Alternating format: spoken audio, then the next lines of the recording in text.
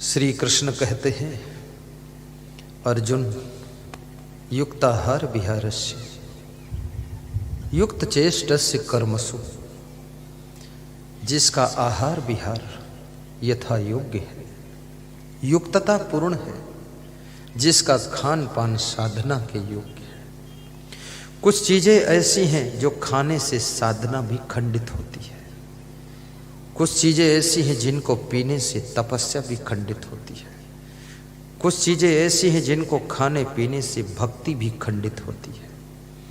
इसलिए आहार विहार भी हमारा निर्मल होना चाहिए। निर्मल आहार विहार, आहार विहार ऐसा हो। हम आहार क्यों करते हैं? जीने के लिए करते हैं। तो हम ऐसा आहार न करें कि हमारे आहार में किसी की मृत्यु हो। अगर हम मांस खाते हैं, तुम मछली खाते हो, अंडा खाते हो, मुर्गा खाते हो, गाय भैंसा खाते हो, तो तुम तो जीने के लिए खाते हो, लेकिन जिसको खाते हो उसको तो मार चुके हो। याद रखना, हर प्राणी तो जीना चाहता है। जियो और जीने दो, स्वामी महावीर भगवान का फार्मूला था। ये फार्मूला लेकर चलो तो ही आहार विहार स्वच्छ कहा जाएगा। भारत देश को स्वच्छ करने के लिए आज अभियान चल रहा है कि बाहर की सफाई हो जाए। और मैं भी चाहता हूं कि आपका घर स्वच्छ हो, द्वार भी स्वच्छ हो, आपके बिस्तर भी स्वच्छ हो, चादरें भी स्वच्छ हो, गद्दे रजाई स्वच्छ हो, बर्तन भी स्वच्छ हो, आपके हाथ मुंह शरीर सब स्वच्छ हो, दांत भी स्वच्छ हो, लेकिन आपका खान पान भी स्वच्छ होना चाहिए। खान पान भी मलिन नहीं होना चाहिए। अगर खान पान स्वच्छ नहीं है तो याद रखना, बाहर की स्वच्छता आपकी जिंदगी को स्वर्ग नहीं बना सकती है। बाहर की स्वच्छता केवल बाहर का स्वर्ग है। अगर खान पान और मन की स्वच्छता है तो आपकी जिंदगी के भीतर भी स्वर्ग की रचना हो जाएगी। इसलिए खान पान की भी स्वच्छता लाइए। मांस मछली अंडा मुर्गा मत खाइए। तुम हिंदू हो, कहते हो कण कण में राम है, तो क्या अंडा मुर्गा बकरा में राम नहीं है? क्या मछली में राम नहीं है? क्या ये इनमें कण नहीं है? इसमें तो बहुत बड़ा कण है। बहुत बड़ा कण है तो बहुत बड़ा राम है। और मछली के काटोगे तो राम कट जाएगा, अंडा उबालोगे तो राम उबल जाएगा, बकरे को काट कर खाओगे तो राम को चबा डालोगे। याद रखना, जब कण कण में राम है तो अंडा मुर्गी बकरा सब में राम है। और जब सब में राम है तो ये मांस कैसे खा सकते हो? इसलिए मांसाहार छोड़िए, शाकाहारी बनिए, शुद्ध सात्विक जीवन जियो। जीव दया और आत्म पूजा करो। कहीं कबीर धर्म नहीं दूजा, जीव दया और आत्म पूजा, ये नियम अपनाइए। और जीवा के स्वाद के वशीभूत हो करके मीट मछली मत लीजिए। नशे में बेहोश रहने की आदत को बढ़ा करके कृपया दारू मत पीजिए, क्योंकि दारू की जो गंध है वो भी बहुत बदबू आती है। दारू का स्वाद भी बहुत खराब है। ऐसा पीने वाले बताते हैं। तुम ये मत समझना गुरुजी पी चुके इसलिए बता रहे। मैं नहीं पिया हूं, मैं तो छुआ भी नहीं हूं, लेकिन जो पीते हैं उनके मुंह से भी गंध आती है। पड़ोस बैठे तो गंध आती, बदबू आती है। लेकिन दारू का नशा तुम्हारे दिमाग को सोचने के लिए शांत कर देता हो, सोचता नहीं है। आपका माइंड सोचना जब बंद करता है तो तुमको लगता है कि हम बहुत सुखी हैं, इसलिए तुम दारू पी लेते हो। लेकिन जब नशा उतरता है तब पता चलता है कि सब बर्बाद हो चुका है, अब बहुत दुखी हूँ। अगर नशा करने से कोई सुखी हो जाता तो याद रखना, फिर कोई संसार में दुखी ही नहीं रहता। तो चाय पीने के बजाय सब दारू ही पीना शुरू करते। तब तो मैं भी बोलता टैंकर में पानी मत लाओ, दारू लाओ, सब पिए सुखी हो जाए। दारू पीने से कोई सुखी नहीं होता है। जुआ खेलने से कोई धनवान नहीं हो सकता। शराब पीकर कोई सुखी नहीं हो सकता। अटल सत्य नियम है जगत का, बिना गुरु ज्ञान के कोई महान नहीं हो सकता, महान नहीं हो सकता। इसलिए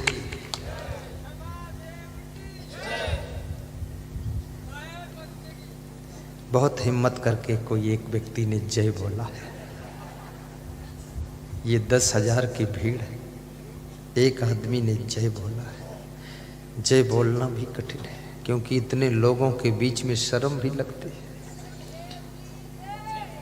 और जय बोलने में थोड़ा गला में दम भी होना चाहिए, और जय बोलने के लिए थोड़ा श्रद्धा भी ज्यादा होना चाहिए। हाँ, ये लगा कोई बबर शेर है।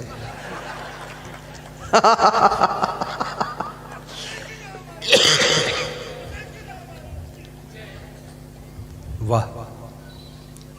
हमारे sub inspector Bhopal control room को जो संभालते थे श्री अर्जुन सिंह रघुवंशी, आइए यहाँ। और श्री गजेंद्र सिंह सोनी, ये सब इंस्पेक्टर CRSF के जवान, और आप दोनों आ जाओ। देखिए इनकी श्रद्धा, दोनों रिटायर हो गए हैं। दोनों की इच्छा है अब गुरुदेव के साथ शेष समय बिताऊं, गुरुदेव की सेवा करूं।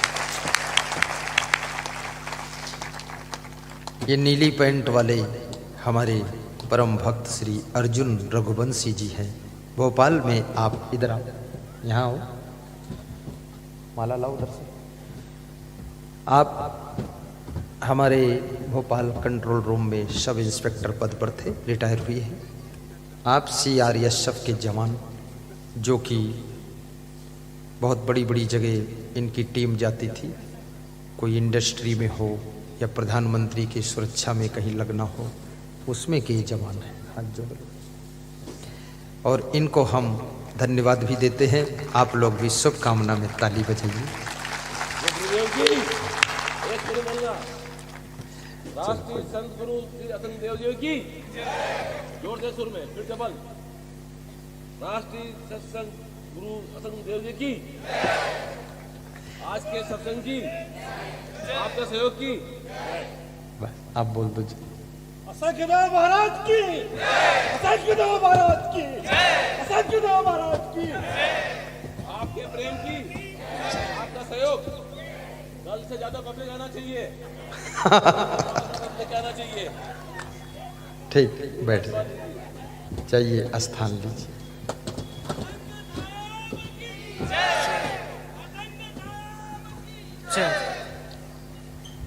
बहुत प्रेम लगा, बड़ी श्रद्धा।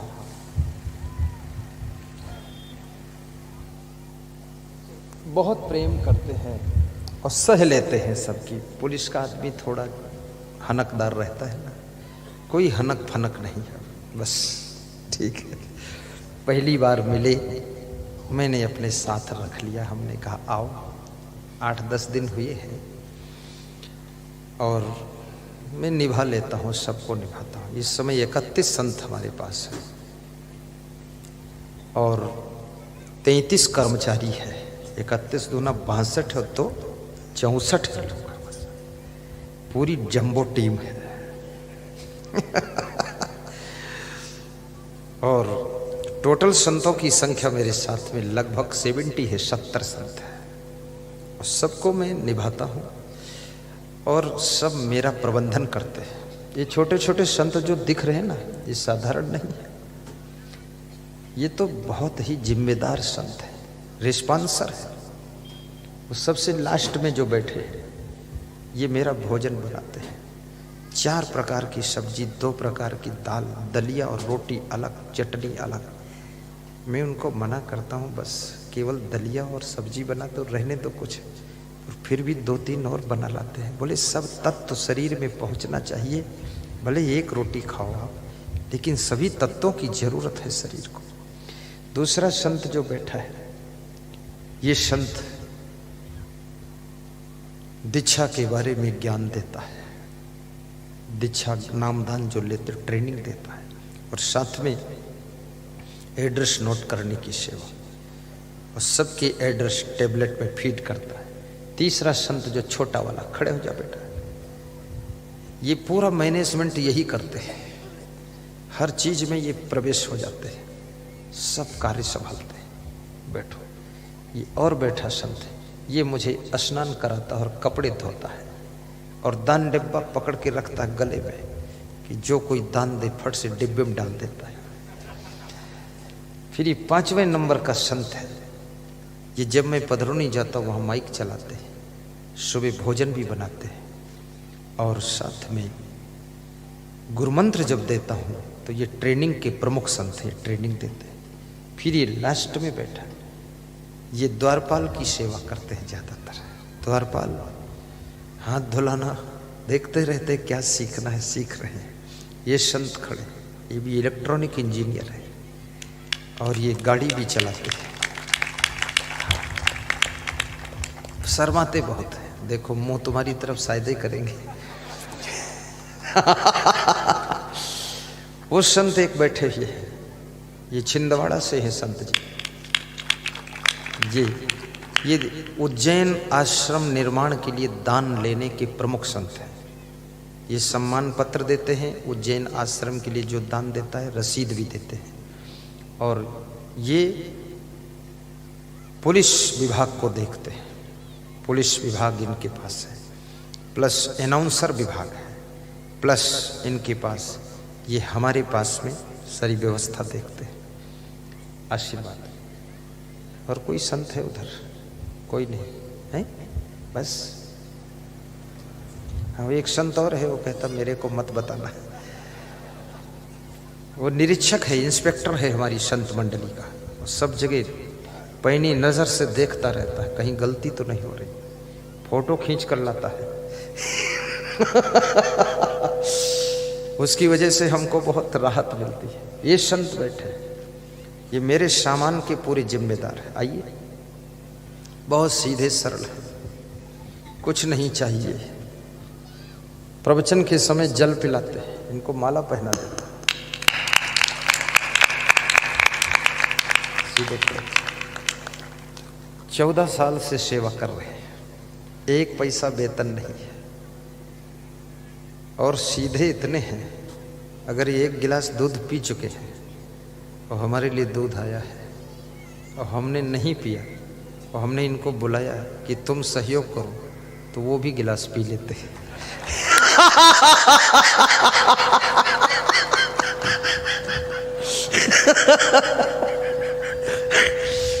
मैं उनसे पूछता हूं कि तुम्हारा पेट खराब तो नहीं है? बोले हमको पता नहीं। बहुत सीधा है।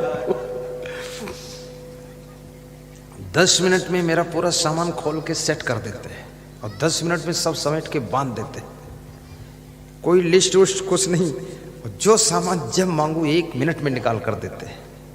और गठरी बांध चुके हैं तो भी कहूँ तो गाड़ी से खोल कर फिर देंगे, ये नहीं कहेंगे बंद गया तो नहीं दूंगा। हाँ, बिल्कुल गुरु की छाया बनकर रहते। वो संत बैठे खड़े हो साहब, बद्री साहब। ये बद्री साहब ये भी 10 साल से सेवा दे रहे हैं और ये हमारे संत जी जो है भंडार की सेवा संभालते हैं। गणेश साहब ये भंडार और आरती पूजन की सेवा संभालते हैं।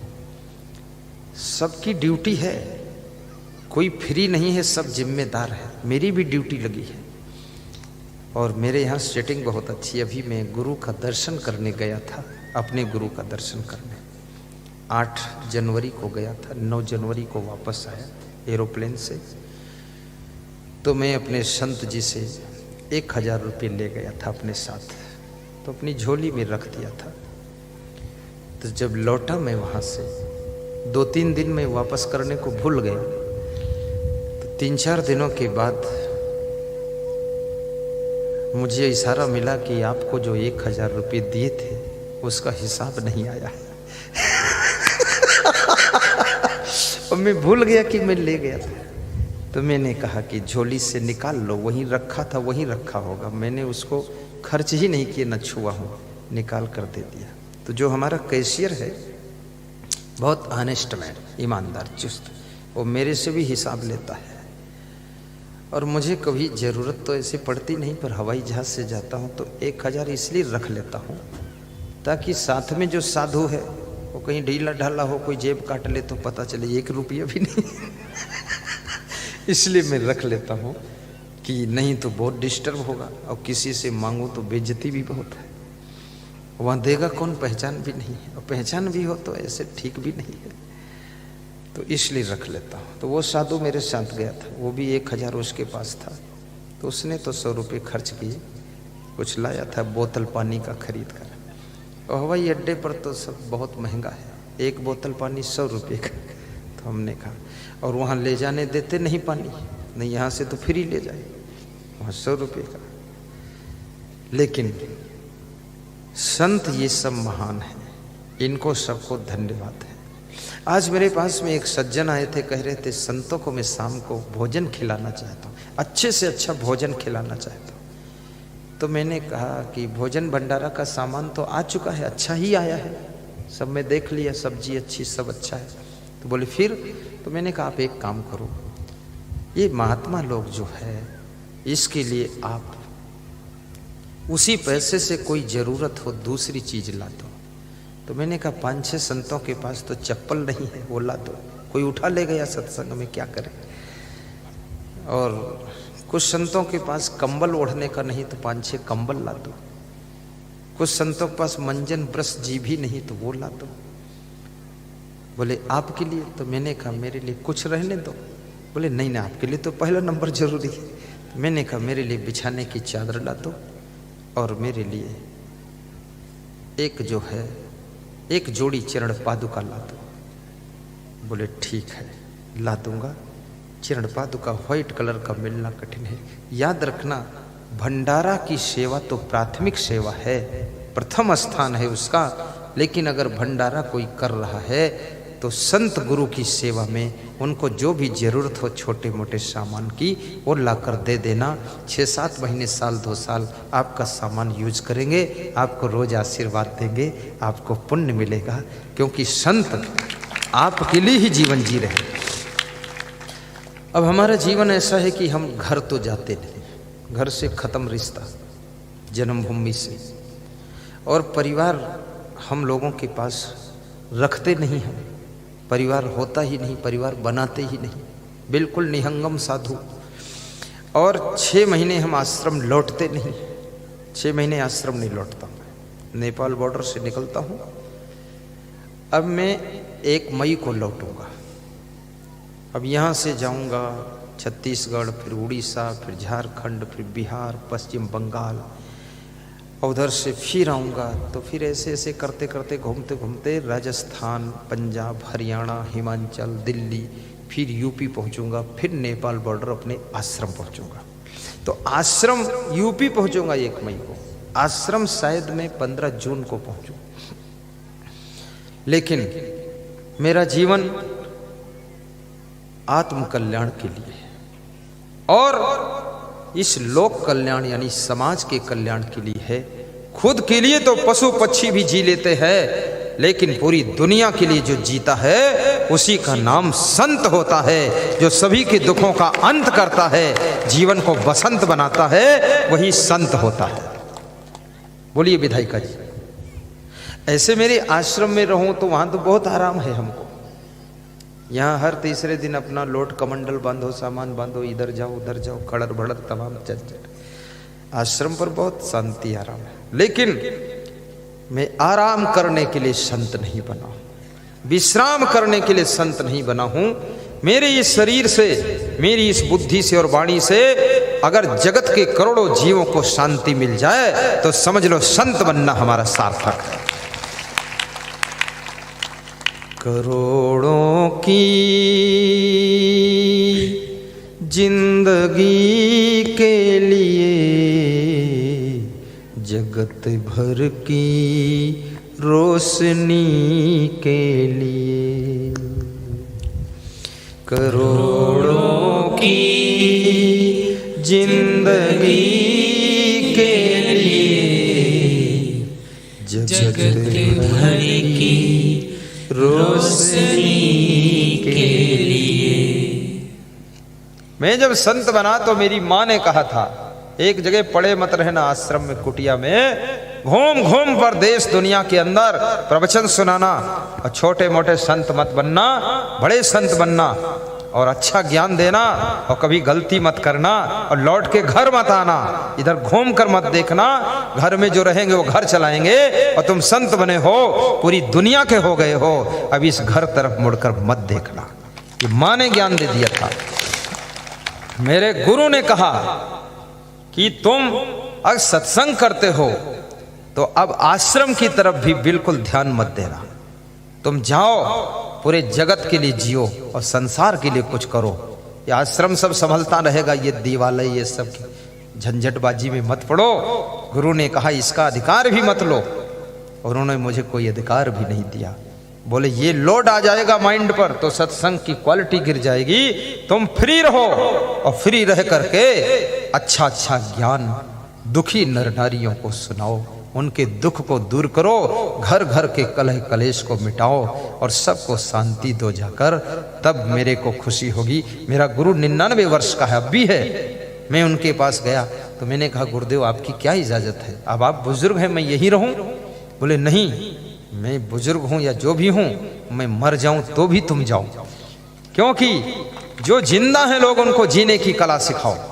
हमारे गुरु की भी आज्ञा है गांव गांव में जाकर।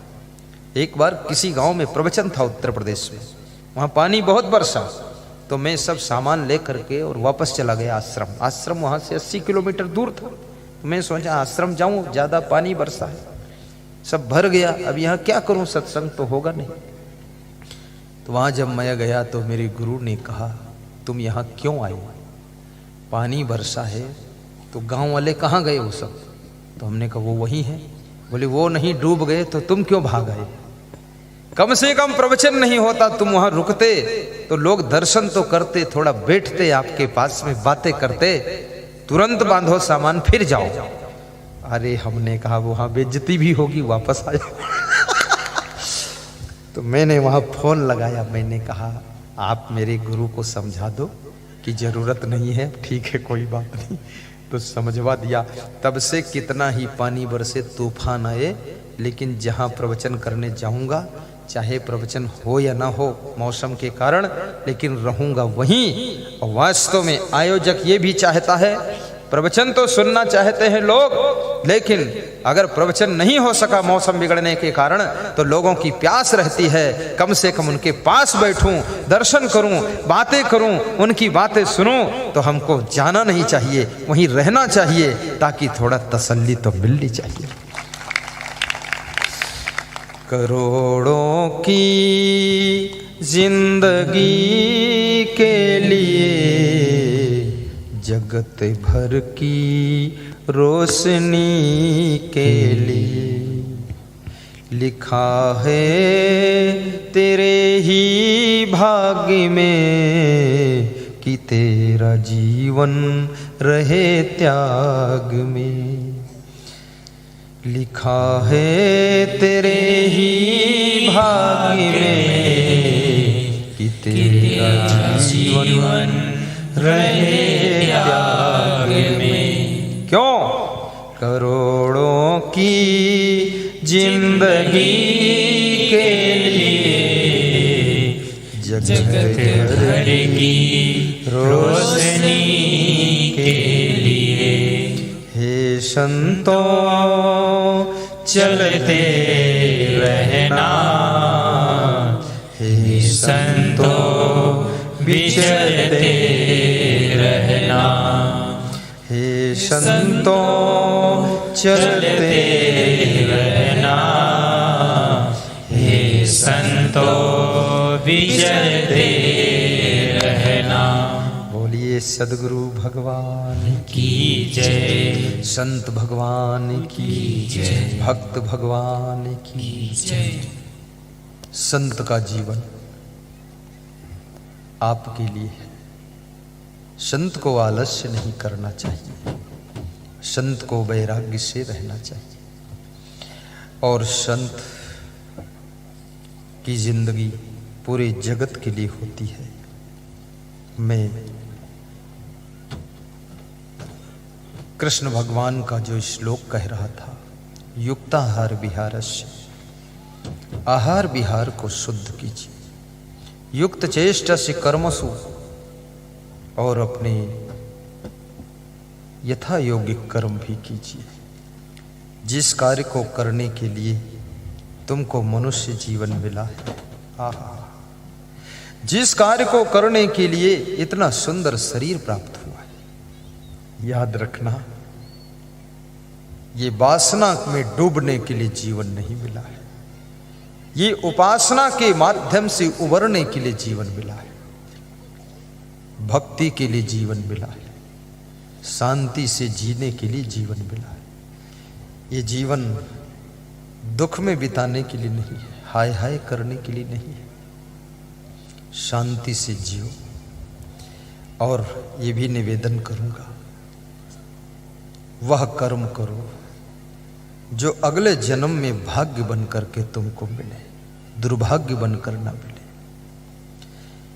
क्योंकि कर्म की कलम से ही भाग्य की रेखा खींची जाती है। भाग्य आकाश से नहीं टपकता है, भाग्य आपके कर्मों के द्वारा ही बनता है। इसलिए कर्म का फल बड़ा विचित्र होता है।